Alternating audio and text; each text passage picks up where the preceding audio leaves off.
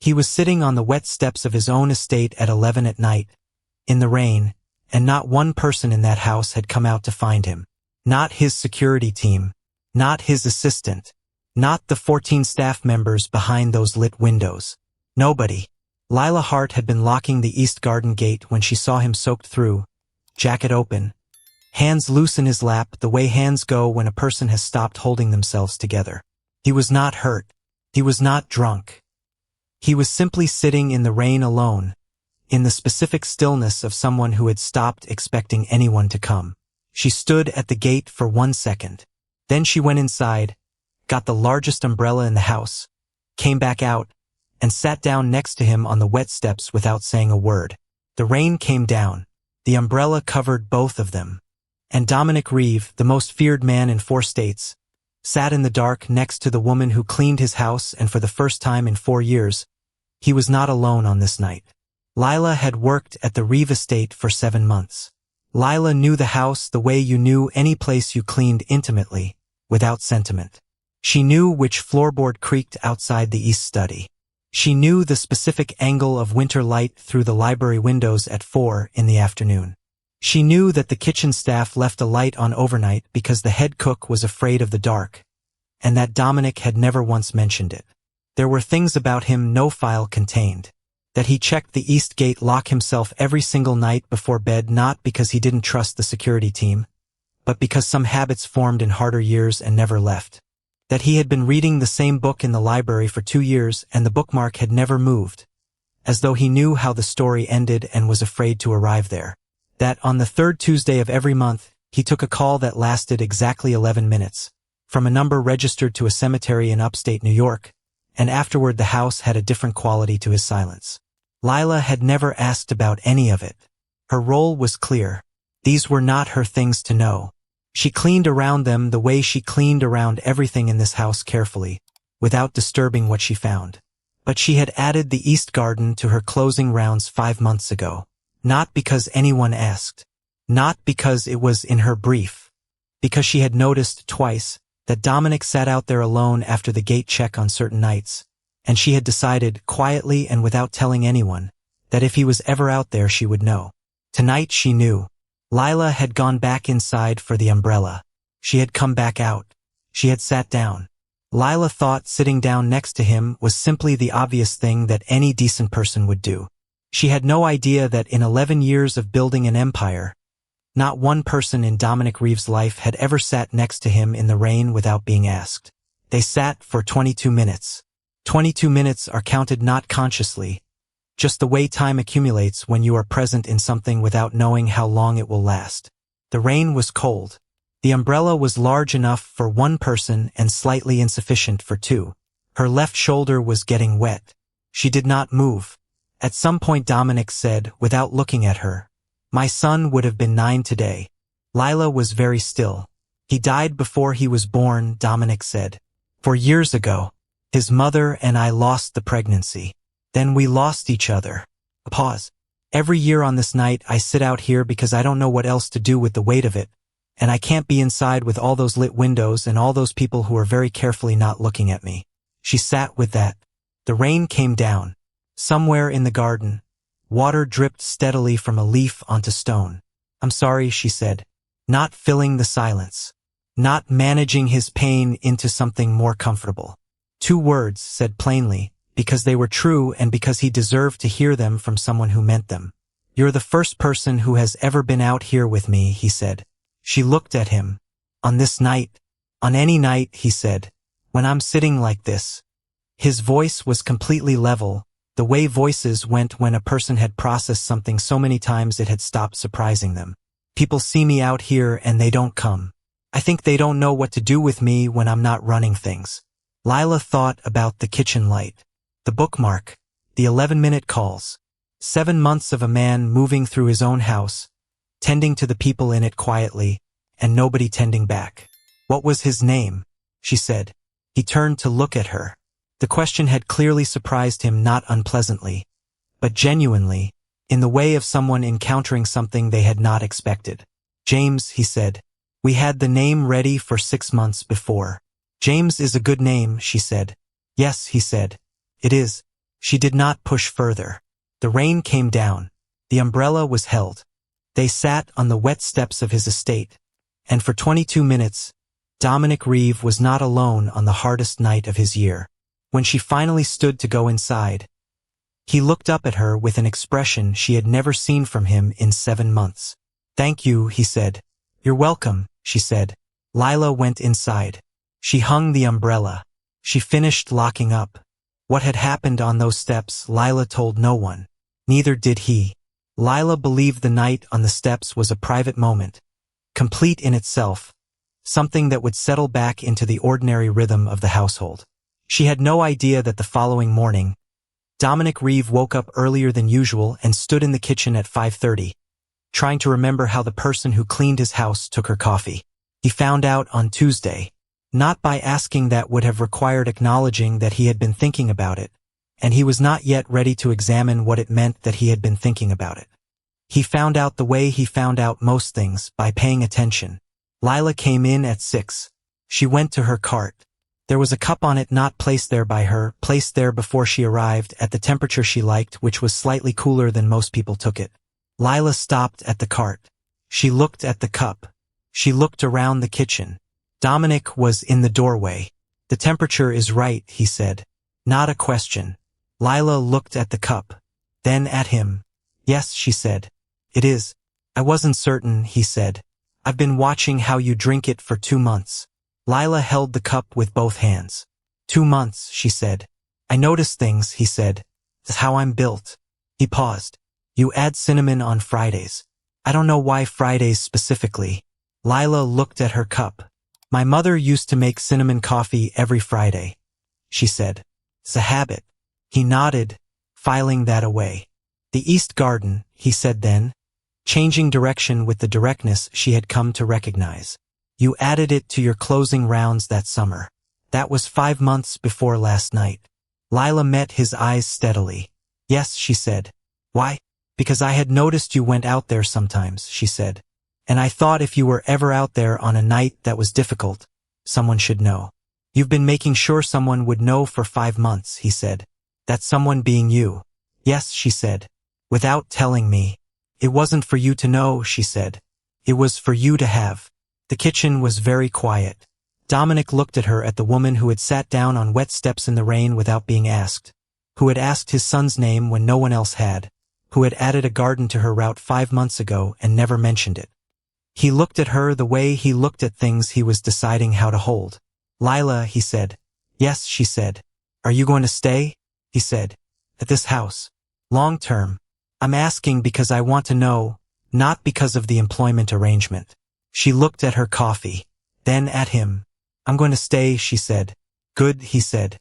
And the single word carried considerably more than its 2 letters, and both of them understood that, and neither of them said anything else about it, and the kitchen held them in its early morning quiet while the house began to wake up around them. Lila thought the kitchen conversation was simply honest communication between 2 people who had decided to stop moving around each other. She had no idea that Dominic had been in that kitchen since 5:30, rehearsing nothing, simply waiting the first time in 4 years he had waited for something he actually wanted to arrive. The weeks after were different in the quality of attention between them. Not in any official way the household ran the same. She came at 6, left at 7. Did the work with the same precision she had always brought to it. He moved through his days with the same controlled efficiency. Nothing changed on the surface. What changed was the quality of the space between them. He began leaving things for her. Not gifts, nothing that declared itself, nothing that required acknowledgement. A note about a loose hinge in the east corridor that she would have found herself eventually. A book left on her cart with no inscription. A title she had mentioned once in a conversation with another staff member 3 weeks before. Once, when the library had been heavily used the night before, she arrived to find it half-tidied. Not her job, not anyone's visible job, simply done. All of it was filed. The lunch breaks moved to the hallway outside the library, on the days the door was open. Not inside. She would not do that uninvited. But in the hallway, where she could hear the quiet turn of pages, and he could hear her there, and both of them knew, and neither of them mentioned it. On a Wednesday, he looked up from his book and said, to the open door. "There's more room in here." "I know," she said, from the hallway. A pause. "You could come in," he said. Lila picked up her lunch and walked in. She sat in the reading chair by the window, the one that caught the afternoon light in the way she had been watching for 7 months. She ate. He read. The room was quiet in the way of two people who had found a rhythm that required no commentary. The next Wednesday she came back. And the one after. It became their arrangement the way all real things became real, through repetition and the small honest fact of two people who had decided this was how things were going to be. One afternoon in December, she asked him about James again. Not invasively. The room had the quality of readiness for a true thing, and she recognized that quality by now, and she trusted it. "Did you have things for him?" she said. "Before." Dominic was still for a moment. "A name," he said. "A room we'd started thinking about. A book my mother had kept from when I was small." He paused. "I still have the book." "What book?" she said. He was quiet for a moment.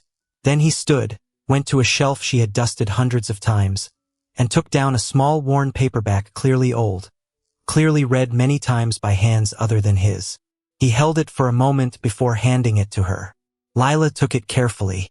She turned it over. A children's story of the kind that lasted through generations. "My mother read it to me," he said. "I was going to read it to James." Lila held the book.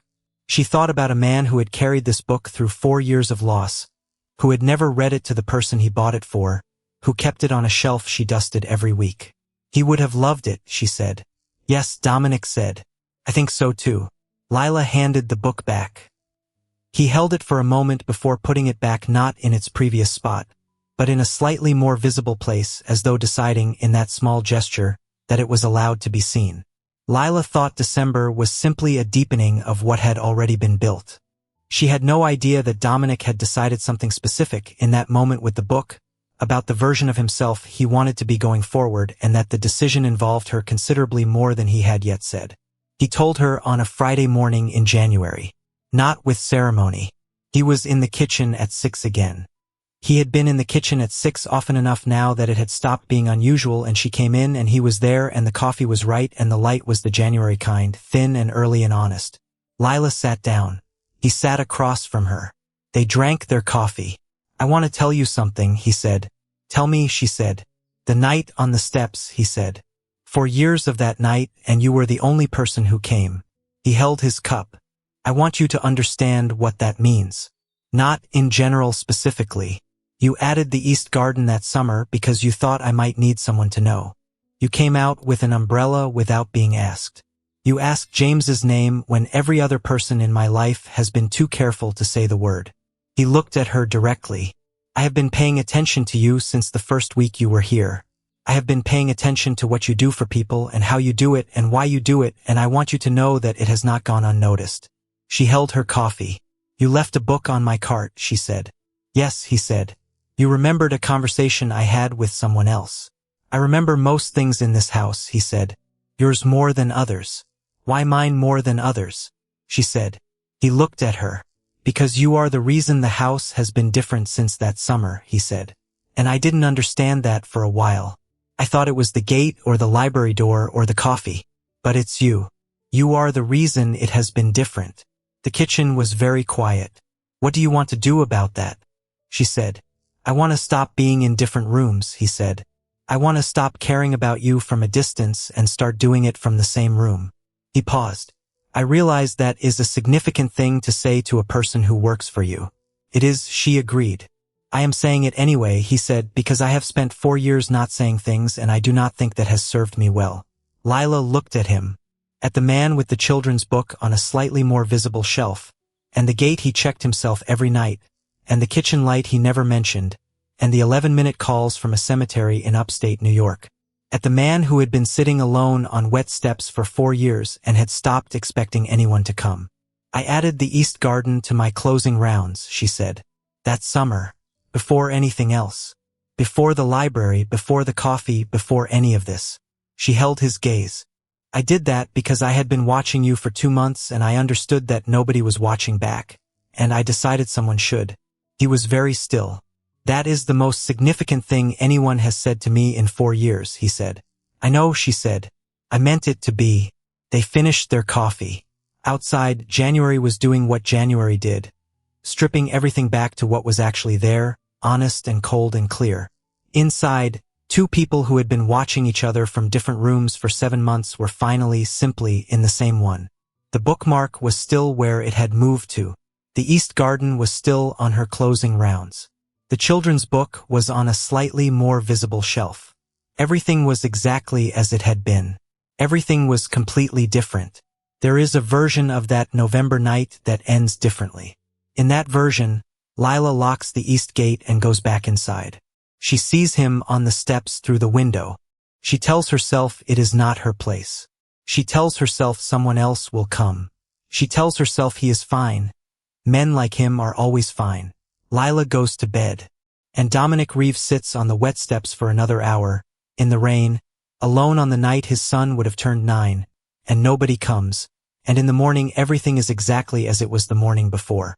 That version happens every day in houses everywhere. People see each other on the steps and decide it is not their place. They decide someone else will come. They decide the person sitting in the rain is the kind of person who has people for that. Lila made a different decision. Not because she was fearless. Not because she had a plan. Because she had been paying attention for 7 months, and paying attention had shown her a man who kept the kitchen light on for someone afraid of the dark and never mentioned it, who checked the gate himself because some habits formed in harder years and never left, who had been reading the same book for 2 years because he was afraid of where the story ended. Lila had seen all of that, and she had decided that a person who looked after everyone else deserved, on the hardest night of his year, for someone to come. So she went back inside. She got the umbrella. She came back out. She sat down. That was all. Everything else followed from that. Lila thought about it sometimes, in the months after, about how close she had come to making the other decision. About how easy it would have been to tell herself it was not her place and go to bed and let the night be what it would have been without her. Glad, in the end, that she didn't. Glad for the umbrella and the wet steps and the 22 minutes in the rain, and James's name said out loud by someone who meant it. Glad she had been paying attention, and she intended to keep paying attention, for a very long time. There were things she noticed in the months that followed that she had not been able to notice before November. Dominic moved through his house differently after that night.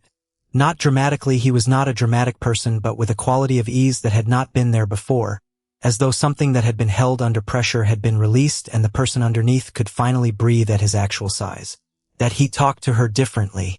Still directly, that had always been his register, but without the professional layer that had existed for the first 7 months, the careful management of what he showed and what he kept behind it. He talked to her the way he talked to himself, she thought, which was the most honest form of conversation she knew. That he slept. She knew this not from any intimate knowledge but from the particular quality of the house in the mornings. A different silence from the one that had been there before November, less contained, more rested. Sometimes she thought about James. About a name chosen 6 months before it was needed. About a room started and a book was held. About a man who had been carrying all of that alone for 4 years on wet steps and had stopped, on a night in November, being alone with it. She thought, grief does not end, but it changes shape when someone sits with you in it. That was what she had done. Not fixed anything. Not made it better. Simply sat with it, in the rain, with an umbrella that was slightly too small for 2 people. That had been enough. That had, in fact, been everything. On a Saturday morning in February, she arrived to find the children's book, the one Dominic had taken from the shelf in December, the one his mother had read to him, the one he had kept for James, sitting on her cart. No note, no explanation. Simply the book, placed there by someone who had decided to give it to someone else for a while. Lila held it carefully. She turned it over. Lila looked up. He was in the doorway. "I thought you might like to read it," he said, "before I tell you why I've been keeping it." Lila held the book. "And when will you tell me?" she said. "When you've read it," he said. "Some things make more sense after the story." The book went in her bag. Lila read it that night, in her own apartment, in the specific quiet of a person alone with a book that had been through a great deal before arriving in their hands. It was a story about a garden. About things that died in winter and came back in spring. About a child who did not understand, at first, that ending was not the same as gone. Lila sat with it for a long time after she finished. The following Monday, she came in at 6. He was in the kitchen. 2 cups. I read it, she said. I know, he said. Your eyes are different this morning. Lila sat down. She put the book on the counter between them. Tell me, she said. And he did. He told her about James, and about the night, and about the version of himself he had been before that loss and the version he had become after it, and the version he was trying to find now, the one that existed on the other side of 4 years of wet steps and unread books and 11-minute calls and kitchens at 6 in the morning with someone who had brought an umbrella. Lila listened to all of it. No rushing. No managing. She simply received it the way she had received everything from him completely, without requiring it to be different from what it was. When he finished, the coffee had gone cold. Lila made fresh coffee. Back down she sat. They stayed there for a long time in the February kitchen, in the honest winter light, in the specific quiet of 2 people who had finally told each other the whole true thing. The children's book sat between them on the counter. The East Garden was still on her closing rounds. The bookmark was still where it had moved to. Some things end. Some things come back in spring. And Lila intended to be there when they did. Spring came late that year. Lila noticed it first in the East Garden, the specific way things returned after winter. Not all at once, but in small, reliable pieces. A green edge on a brown stem. A bulb pushing through cold soil. The particular smell of earth that had been frozen and was warming again. Lila had been watching the garden every evening since that summer of the year before. She knew it the way she knew most things, through repeated attention, through being present in it at different hours in different weathers. The most honest kind of knowing, she thought. Dominic found her there one April evening, near the east gate, crouched near a section of the garden she had been watching for weeks. "It's coming back," she said. He crouched beside her. He looked at the section of the garden. "Yes," he said. "It is." Lila looked at him. He was looking at the garden, but she could see his profile, the jaw, the careful composure that had been, over the winter, very gradually becoming something less careful and more open, the way all true things eventually became what they were when they stopped being held so tightly. "James would have liked a garden," she said. He was still for a moment. "Yes," he said. "I think he would have. We could put something in for him," she said. "Something that comes back every spring." He turned to look at her. She met his eyes steadily, the way she met everything, without flinching, without managing, simply present with it. "Yes," he said. "I'd like that." They planted something together that evening, in the East Garden. Near the gate she locked every night, and he had checked himself for years before that. Something that would die in winter and come back in spring. Something that needed attention to survive and would reward it. She wrote his name on the small marker they pushed into the soil. "James." Dominic looked at the name in the dirt for a long moment. "Thank you," he said. "Not for the first time. Not the same as before." "You're welcome," she said. "Not the same as before either." The East Garden held them both in the April evening, in the honest light of a season finally beginning, and somewhere in the house behind them, the kitchen light was on, and the children's book was on a visible shelf, and the bookmark was where it had moved to. Some things come back in spring. Some things you plant deliberately with your own hands and tend and return to and find exactly where you left them. She intended to keep returning. He intended to be there when she did. That was enough. That was, in fact, everything. Some nights ask everything of you. They arrive without warning, on the 3rd Tuesday of every month, or on the 9th birthday of a child who was never born, or on any ordinary evening when the weight of a life lived carefully becomes suddenly too heavy to carry inside lit rooms. On those nights, most people do not come. They see you on the steps. They notice the umbrella is not out. They decide they do not know what to do with you when you are not running things, and they stay inside where it is warm, and they tell themselves they will check on you in the morning. Lila Hart came. Lila did not do it because she had a plan or an agenda or because she thought it would lead somewhere. She did it because she had been paying attention for 7 months, and paying attention had taught her that this man needed someone to come, and she was someone, and she had an umbrella, and the rest of it could wait, and sat down. 22 minutes she stayed, and she asked James's name. The rest of the library, the coffee, the January kitchen, and finally being in the same room followed from those 3 things, The way most true things follow from the moment someone simply refuses to stay inside. Before you go, I want to ask you something real. Have you ever been so busy taking care of everyone around you that you didn't notice when someone was quietly taking care of you back? A small thing, a detail, something that told you without words that someone was paying attention. The next story is already here. I think it is going to find you somewhere this one didn't.